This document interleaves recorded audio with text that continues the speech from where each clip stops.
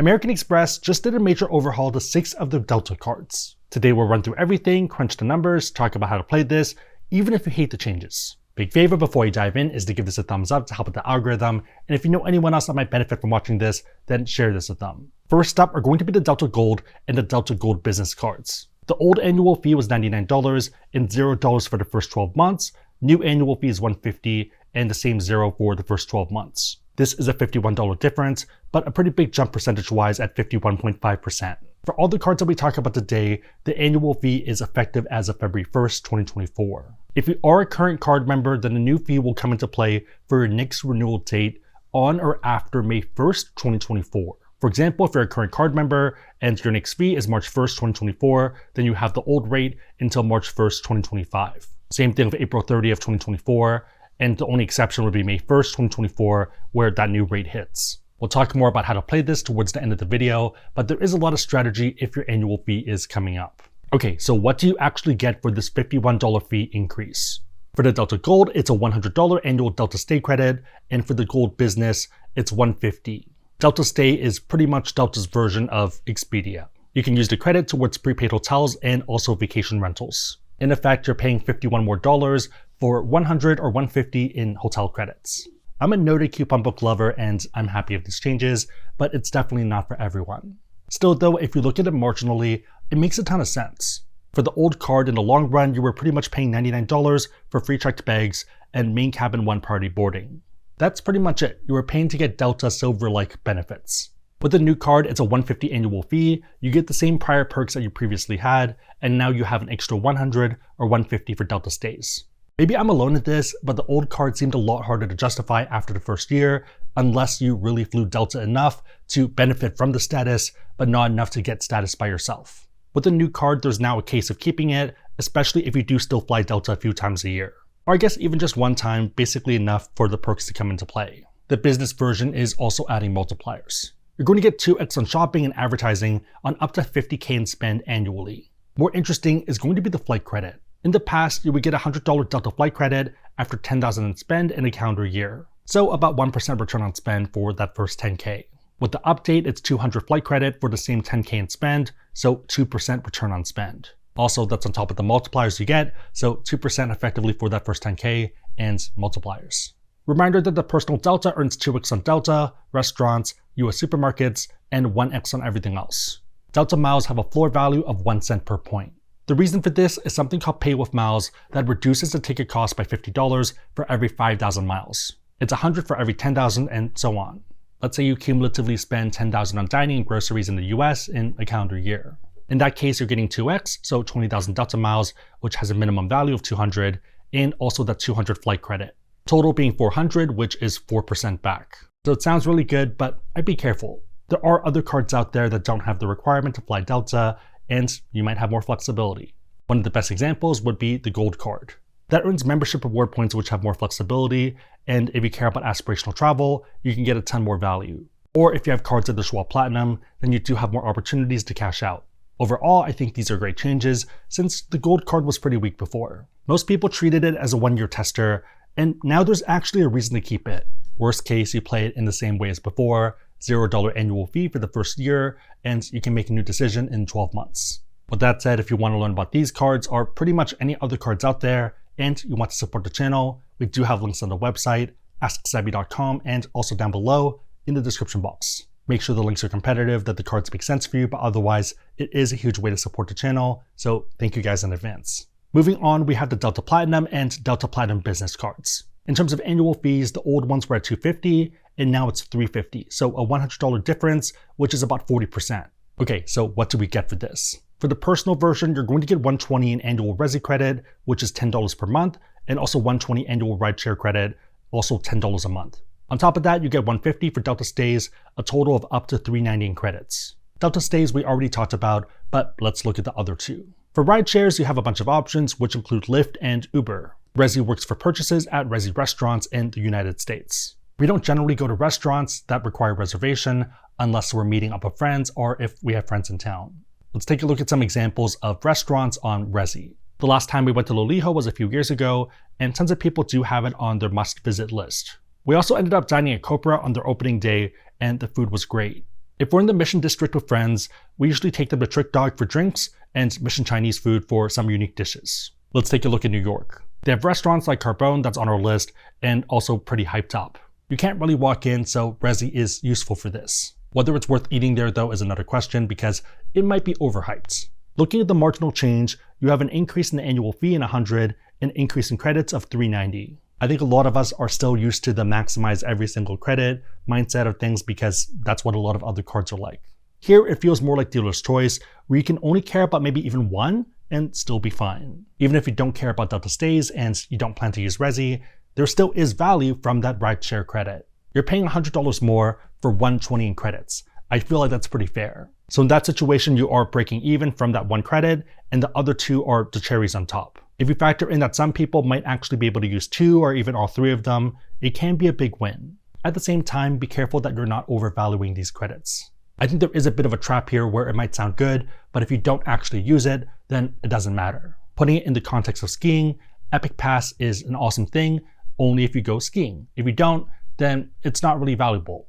For the Delta Gold business, it's the same 120 for Resi, 120 for rideshare, but now 200 for annual Delta stays. A total of 440 in credits. Would you pay an extra $100 to get 440 in credits? Again, I'm a fan here for the most part, and I really do hope Chase takes a page from this playbook. For the old card, you were paying $250 for free checked bags, main cabin 1 priority boarding, and pretty much a companion certificate. So $250 for Silver Light and a once-use certificate. With the new card, it's $350, you get the same prior benefits, and also up to $390 or $440 in credits. For a lot of people, the old Delta Platinum was a one and done card.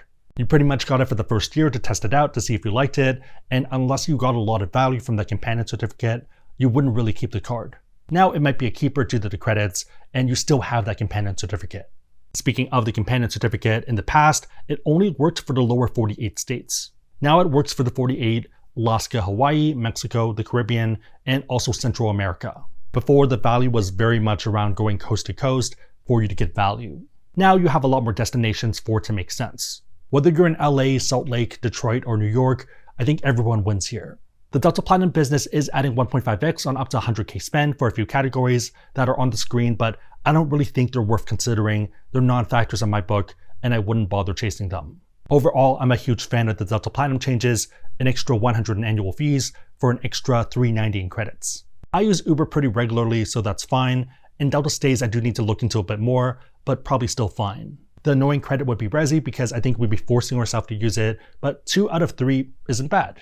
The last set of cards before we talk about strategy are going to be the Delta Reserve and the Delta Reserve Business. The old annual fees were $550 and the new annual fee is now $650.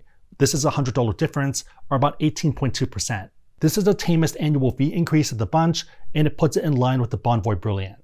The Delta Reserve is adding $240 in Resi credits up to $20 per month, $120 in annual rideshare credit up to $10 per month, and $200 for Delta stays. In total, this is $560 credits, so an annual fee increase of $100 for a credits increase of $560. Rideshare by itself can already cover the marginal increase in the fee, and the rest is gravy. And to be fair, this is speaking as someone that has both the Delta Reserve and Reserve Business cards because they were chasing Delta status with business spends for the last few years.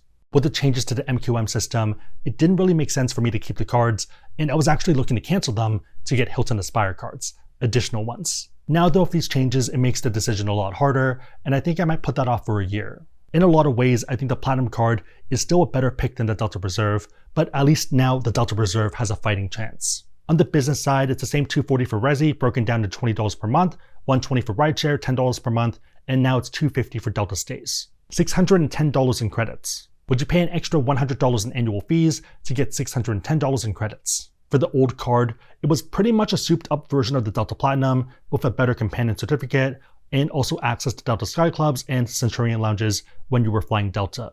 Also complimentary upgrades, but not really sure how well that worked for people. With the new card at $650, you get all the prior perks and an additional $560 to $610 in credits depending on which version you have. To me, the old Delta Reserve only really made sense to chase status for business owners who had a lot of spend. For pretty much everyone else, you were better off getting a Platinum card and either a Delta Gold or Delta Platinum. Now the Delta Reserve is relevant again for normal people. The Delta Reserve Business is also adding 1.5x on 3 categories, but again, non-factor in my book, and I wouldn't factor this into your calculus. Overall, I think these are amazing changes. I know people don't really like credits, but at least they're useful credits that are unique.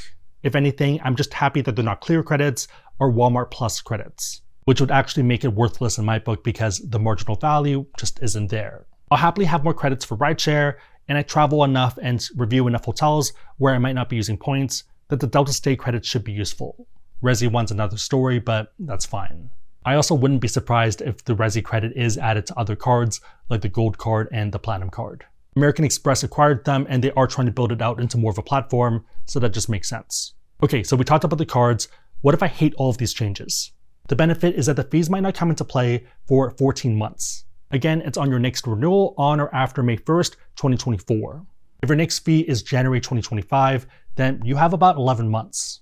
That's time that you were paying the same exact fee and you have an opportunity to use all of these credits. Even if it's just one Uber ride or Lyft ride, or maybe that Delta Stay credit for your next trip, that's a win. You were paying that fee anyways and the card other than the credits didn't functionally change. If you have a player too that has the same card, then you can do different bookings. That way you can use both credits for the same trip. For example, Mandy and I might end up booking hotels back to back, so I book the first night, she books the second night, and even if we do have to move rooms, same hotel, so it's not as big of a hassle. On the extreme end, if your annual fee hits on April 30th of 2024, then technically you're not paying the new annual fee until April 30th of 2025. That's more than 14 months. The card is materially the same. You're already paying for this anyways. Nothing has changed other than the fee, which you're also not paying yet. But for that 14 months, that's time you can use the credits and enjoy something. Even if you hate all of this and you want to cancel the card, maybe let the first wave of cancellations hit first so you're better positioned to negotiate for a retention offer. I think a big reason why people don't like the card is the fact that we're not mentally used to this. We're used to $395 annual fee and $400 in credits. By nature of being points and credit card people, we're not comfortable leaving money on the table, and when we see multiple credits, that's kind of what it feels like. If you want to cancel, then go for it, but I would fish for a retention credit. Annual fee went up by 100, but if you can get 200 or 300, then that's value on your end. I get why people might be angry because we don't like fees increasing, but if you take a step back and kind of look at the whole picture, I think these are good changes. Again, if you want to learn about these cards or maybe something else entirely, and you want to support the channel, we do have links on the website, asksabby.com, and also down below in the description box.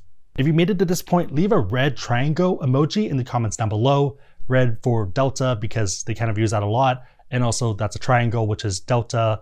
And we're talking about Delta and cards changing. So that makes sense in my head. And I'll try to heart it and also respond.